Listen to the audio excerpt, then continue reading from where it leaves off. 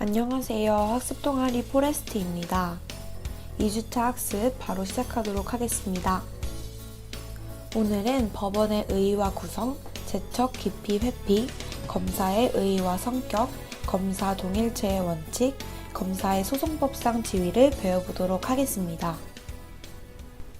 먼저 법원의 의의와 사법권에 대해서 공부하고 국법상 의미의 법원과 소송법상 의미의 법원이 어떻게 차이점이 있는지 알아보겠습니다. 또한 법원의 조직과 구성에 대해서도 함께 알아보도록 할게요. 여러분, 법원은 무엇일까요? 바로 사법권을 행사하는 국가기관입니다. 그렇다면 사법권은 무엇일까요? 사법권이란 구체적인 법률상 분쟁에 관하여 이를 심리하여 공적인 판단을 내리는 권한을 말하고 이는 법관으로 구성된 법원에 속합니다. 국법상 의미의 법원은 사법행정상 단위로서의 법원이고 소송법상 의미의 법원은 구체적인 사건에 대하여 재판권을 행사하는 주체로서의 재판기관을 말합니다. 법원의 조직은 크게 6가지로 나눌 수 있는데요. 먼저 우리나라 최고의 법원인 대법원은 3심 재판을 맡습니다. 이곳은 법의 구체적 해석과 적용 등을 담당하는 사법부 최고의 기관입니다. 고등법원에서는 3명의 판사가 합의하여 2심 재판을 맡습니다. 이곳은 지방법원의 상급 법원이나 대법원보다는 하급인 법원입니다. 지방법원은 민사, 형사 재판을 맡는 1심 법원입니다. 또 특허법원은 상업재산권 관련 특허 분쟁을 해결하기 위해 설립한 고등법원급의 전문법원이고, 가정법원은 가정에 관련된 사건과 소년법이 규정한 사건들을 관장하는 지방법원과 동격의 법원입니다. 마지막으로 행정법원은 행정소송 사건을 심판하기 위해 설치된 지방법원급의 법원입니다. 법원은 단독제와 합의제로 구성되는데요. 단독제는 말 그대로 1인의 법관으로 구성됩니다. 장점으로는 절차가 빨리 진행되고 법관의 책임감이 높습니다. 단점으로는 사건의 심리가 신중하지 못할 우려가 있습니다. 합의제는 2인 이상의 법관으로 구성되어 있으며 장점은 단독제와 달리 사건 심리의 신중과 공정을 기할 수 있고, 단점은 소송 절차의 진행이 지연되고 법관의 책임감이 약화될 위험성이 있습니다. 재판장은 소송의 절차를 진행하며 심판에 있어서는 다른 법관과 동일한 권한을 가집니다.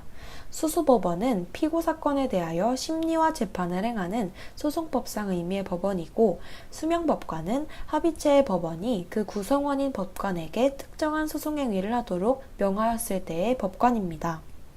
수탁판사는 하나의 법원이 다른 법원의 법관에게 일정한 소송행위를 하도록 촉탁한 경우에 그 촉탁을 받은 법원으로 수수법원을 구성하는 법관이 아니기 때문에 수명법관과 구별됩니다. 수임판사는 수소법관과 독립하여 소송법상의 권한을 행사할 수 있는 개별적인 법관으로 영장 발부 판사, 증거보전 절차를 진행하는 판사, 참고인에 대한 증인신문을 행하는 판사를 예를 들 수 있습니다.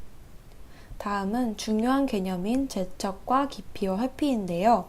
먼저 의의를 살펴보고 제척, 기피, 회피에 대한 내용을 함께 살펴보도록 하겠습니다. 이 3가지 개념의 의의는 구체적인 사건에서 불공평한 재판을 할 염려가 있는 법관을 법원의 구성에서 배제하여 공정한 재판을 보장하기 위한 제도입니다.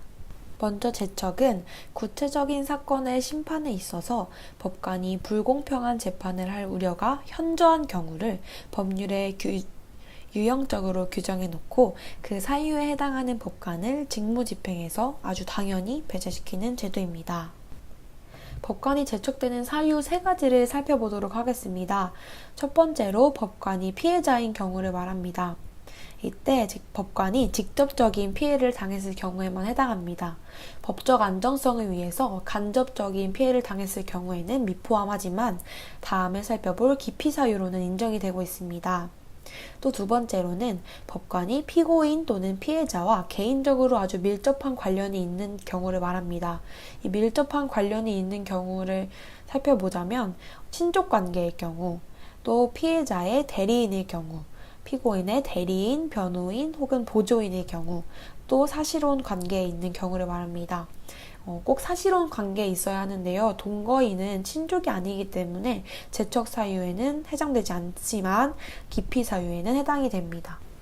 마지막 제척 사유로는 법관이 이미 해당 사건에 관여하였을 때를 말하는데요. 이는 예단의 우려가 있기 때문에 제척이 된다고 합니다. 증인이나 감정이인이 되었을 경우에 법관이 사실상 증언이나 감정을 했을 경우에 제척이 되고 또 검사 또는 사법경찰관의 직무를 행할 때에 제척이 됩니다. 또 전심 재판에 관여한 때에 제척이 되고 법관이 사건에 관하여 전심 재판의 기초가 되는 조사나 심리에 관여한 때도 제척이 된다고 합니다. 판례 99도 3534에 보면 전심 재판의 공판 기일에서 후에 피고인에 대한 유죄 증거로 사용된 증거를 조사한 법관이 공판 절차의 진행 중에 바뀌었음에도 불구하고 상소심에서 제척 사유에 해당되었습니다. 다음은 기피인데요. 기피란 법관이 제척 사유에 해당함에도 불구하고 재판에 관여하거나 불공평한 재판을 할 염려가 있는 경우에 당사자의 신청에 의하여 법원의 결정으로 그 법관을 직무 집행으로부터 물러나게 하는 제도입니다. 여기서 막간을 이용해서 복습을 하자면 당사자는 피고와 검사를 말한다고 저번 시간에 말씀드렸습니다. 이거 잊으시면 안 돼요. 기피 사유로 첫 번째는 법관이 제척 사유에 해당하는 때를 말하는데요. 제척 사유가 불분명하거나 법관이 스스로 이를 간과한 경우에 당사자의 신청에 의해서 기피가 될 수 있습니다. 그리고 두 번째로는 법관이 불공평한 재판을 할 염려가 있는 때를 말하는데요. 법관과 사건의 관계상 법관이 편파적이거나 불공평한 재판을 할 의혹이 합리적이라고 인정할 수 있을 경우를 말합니다. 예를 들어 법관이 심리 중에 피고인의 유죄를 확신하거나 유죄에 대한 예단을 주는 발언을 할 경우에 혹은 피고인에게 심히 모욕적인 말을 한 경우 또 피고인에게 진술을 강요한 경우에 기피가 될 수 있습니다. 아까도 말씀드렸다시피 법관의 기피를 신청할 수 있는 사람은 당사자이고 만약에 피고인의 의사에 반하지 아니할 때는 변호인이 기피를 신청을 할 수 있습니다. 기피 대상이 합의 법원의 법관일 경우에 그 법관이 소속한 법원에 신청을 하면 되고 기피 대상이 단독 판사, 수명 법관 혹은 수탁 판사일 경우에는 당해 법관에 신청을 하면 됩니다. 기피 신청 가능 기간은 변론 종결 시까지입니다. 또 기피 신청이 있는 때는 기피 신청에 대한 재판이 있을 때까지 소송 진행이 정지됩니다. 하지만 간이기각 결정과 급속을 요하는 경우에는 정지되지 않는데요. 간이기각 결정은 무엇일까요? 간이기각 결정은 기피 신청이 소송의 지연을 목적으로 함이 명백할 경우에 사안의 성질, 심리의 경과 및 변호인의 수송 준비 등 객관적인 사정을 아주 종합하여 판단하는데요. 제19조의 규정에 위배된 때에는 신청을 받은 법원 또는 법관은 결정으로 이를 기각하는데 이것은 관할을 위반하거나 기피 사유를 3일 이내에 서면으로 소명하지 않았을 경우를 말합니다. 간이기각 결정에 대하여는 즉시 항고할 수 있지만 재판 집행을 정지하는 효력은 없습니다. 회피는 법관이 스스로 기피의 원인이 있다고 판단할 때에 자발적으로 직무 집행에서 탈퇴하는 제도를 말합니다. 다음은 검사의 의의와 성격에 대해서 알아보도록 하겠습니다. 검사는 검찰권을 행사하는 국가기관인데요. 검찰청법 제4조에 따르면 검사의 직무와 권한이 나와 있습니다. 첫 번째, 범죄수사 공조 제기와 그 유지에 필요한 사항을 지휘한다. 두 번째, 범죄수사에 관한 사법경찰 관리의 지휘와 감독을 한다. 세 번째, 법원에 대한 법령의 정당한 적용에 청구를 한다. 네 번째, 재판 집행의 지휘와 감독을 맡는다. 다섯 번째, 국가를 당사자 또는 참가인으로 하는 소송과 행정소송의 수행 또는 그 수행에 관한 지휘와 감독을 한다. 여섯 번째, 다른 법령에 의하여 그 권한에 속하는 사항을 맡는다. 그 속하는 사항은 범죄 수사로부터 재판의 집행에 이르기까지 형사 절차의 전 과정에 걸쳐 아주 광범위한 권한을 행사합니다. 검찰청은 검사의 검찰 사무를 통할하기 위해서 법원에 대응하여 설치된 기관입니다. 이는 검사 검찰청 소속이에요. 검찰청은 대검찰청, 고등검찰청, 지방검찰청으로 구성되어 있고 각각 대법원, 고등법원, 지방법원 및 가정법원에 대응하기 위하여 설치되어 있습니다. 이것은 검찰청법 제3조 1항에 의거되어 있습니다. 검찰청법 제3조 2항에 의거하면 지방법원 지원 설치 기간에는 이에 대응하여 지방검찰청 지청을 줄 수 있습니다. 검사는 준사법기관이라는 법적 성격을 띠고 있습니다. 검사는 법무부에 소속되어 있고 검찰권을 행사하는 행정기관으로 국가의 행정 목적을 위해 활동합니다. 하지만 범죄 수사, 공소 제기와 유지, 재판 진행을 하는 검찰권은 사법권과 아주 밀접한 관련이 있습니다.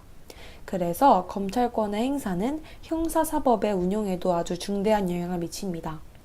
검사는 직무 수행에 있어서 진실과 정의에 따라야 할 의무를 지며 국민 전체에 대한 봉사자로서의 정치적 중립을 지켜야 하며 주어진 권한을 남용해서는 안 됩니다. 검사는 적법 절차에 따라 검찰권을 행사할 수 있는데요. 검사에게 법관에 준하는 독립성 요구 보장이 돼 있는데요. 즉 검사는 행정기관과 사법기관으로서의 성격을 모두 갖는 준사법기관에 해당한다고 볼 수 있습니다. 또 검사는 외부적 영향을 받지 않는데요. 검찰권을 공정하게 행사하기 위한 신분 보장 또한 받고 있습니다. 예를 들어 경찰청법 제37조에 보면 검찰 탄핵, 금고 이상의 형의 선고에 의하지 아니하고는 파면되지 아니한다. 징계처분, 적격심사에 의하지 아니하고는 해임, 면직, 정직, 감복, 견책, 퇴직 처분받지 아니한다고 나와 있습니다.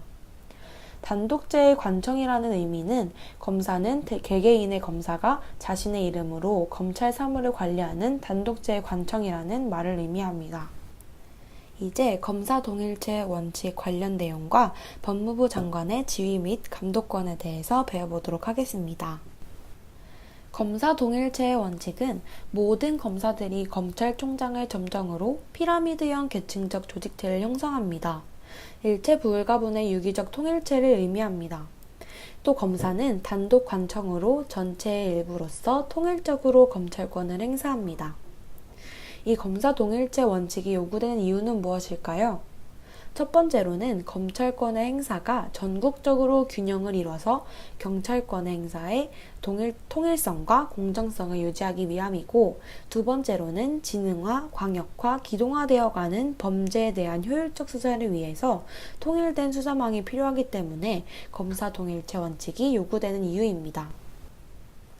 검찰청법 제7조 1항에 보면 검사는 검찰 사무에 관하여 소속 상급자의 지휘와 감독에 따른다라고 나와 있는데요.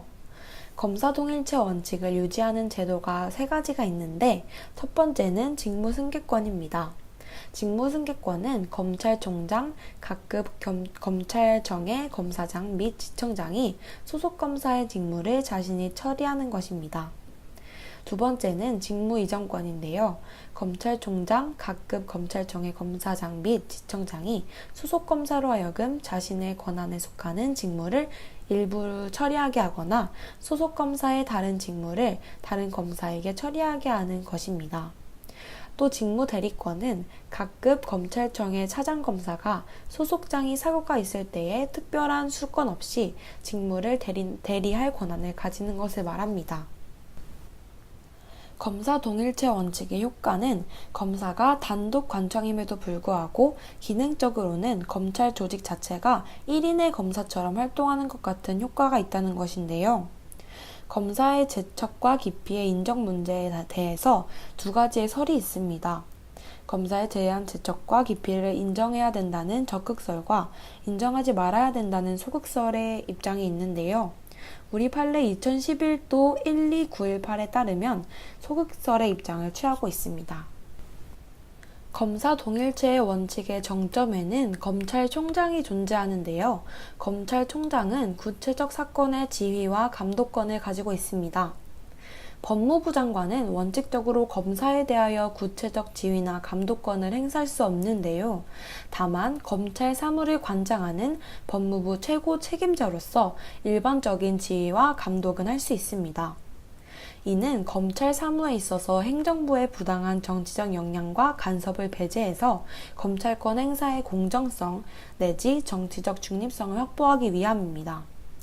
법무부 장관은 그래서 구체적 사건에 대한 간접적 형태로서의 지휘와 감독권을 행사합니다. 검찰청법 제8조에 따르면 법무부 장관은 검찰 사무 최고 책임자로서 일반적으로 검사를 지휘 감독하고 구체적 사건에 대해서는 검찰총장만을 지휘 감독한다고 이를 뒷받침하고 있습니다. 마지막으로 검사의 소송법상 지위에 대해서 살펴보도록 하겠습니다. 검사는 수사의 주체가 되는데요. 첫 번째로 수사권을 가집니다. 검사는 범죄에 혐의가 있다고 사료되는 때에는 범인, 범죄 사실과 증거를 수사해야 합니다. 임의수사, 강제수사, 영장청구권, 증거보전 청구권, 참고인에 대한 증인신문 청구권을 가집니다. 두 번째로 수사 지휘권을 갖는데요. 검사는 범죄 수사에 관하여 사법경찰관리를 지휘 감독합니다. 사법경찰관리는 검사의 지휘가 있을 때 이를 따라야 합니다. 검사는 세 번째로 수사 종결권을 갖는데요. 수사는 검사만이 종결 가능할 수 있습니다. 검사만 시작할 수 있고 검사만 종결할 수 있어요. 그래서 사법경찰관이 수사한 사건에 대해서도 검사는 수사의 주체로서의 지위를 유지할 수 있습니다. 또 사법경찰관은 범죄를 수사할 때의 관계 서류와 증거물을 지체 없이 검사에게 송부하여야 합니다. 또 검사는 공소권의 주체가 되는데요. 첫 번째로 기소 독점주의는 공소는 검사가 제기하여 수행한다입니다. 공소를 할 수 있는 권한은 검사밖에 없다는 소리입니다. 두 번째로는 기소 편의주의인데요. 고소 제기에 있어서 검사의 재량을 인정한다는 말인데 이것은 공소 선택권을 의미합니다. 세 번째로는 기소 변경주의인데요. 제1심 판결 선고 전까지 공소 취소가 가능하다는 소리입니다. 검사가 재량으로 공소를 취소할 수 있다는 말입니다. 재판의 집행 또한 검사가 지휘하는데요. 이것을 검사주의라고 말합니다. 여기서 재판의 집행은 유죄 판결의 집행과 강제처분의 집행을 말합니다. 즉 검사는 사형과 자유형 집행을 위해서 형집행장을 발부할 수 있습니다. 형집행장은 구속영장과 동일한 효력을 가집니다. 또 검사는 객관 의무를 가진 공익의 대표자인데요. 첫 번째로 검사는 공익적 지위에서 진실과 정의에 구속됩니다. 검사는 피고인과 대립하는 당사자이면서도 공익의 대표자로 피고인의 정당한 이익을 보호합니다. 두 번째로 검사의 객관의 의무는 공판 절차와 형사 절차 전반에서 요구되는데요. 수사 절차에서는 피해자에게 유리한 증거라도 이를 수집하고 보존해야 합니다. 공판 절차에서는 피고인에게 불리한 사실뿐 아니라 이익이 되는 사실도 주장하고 이를 뒷받침하는 증거를 제출해야 할 의무가 있습니다. 또 피고인의 이익을 위하여 상소와 재심 청구가 가능합니다. 마지막으로 검찰총장은 법령 해석의 통일과 피고인의 구제를 위하여 비상상고할 수 있습니다. 네, 이렇게 2주차 학습이 끝이 났는데요. 저번 영상보다 길이가 2배나 더 긴 것 같아요. 아무래도 양이 너무 많고 방대하다 보니까 저희도 최대한 줄여서 나온 게 이 정도입니다. 하여튼 어쨌든 어렵더라도 지금까지 들어주셔서 감사하고 저희는 다음 시간에 더 좋은 영상으로 찾아올게요. 안녕!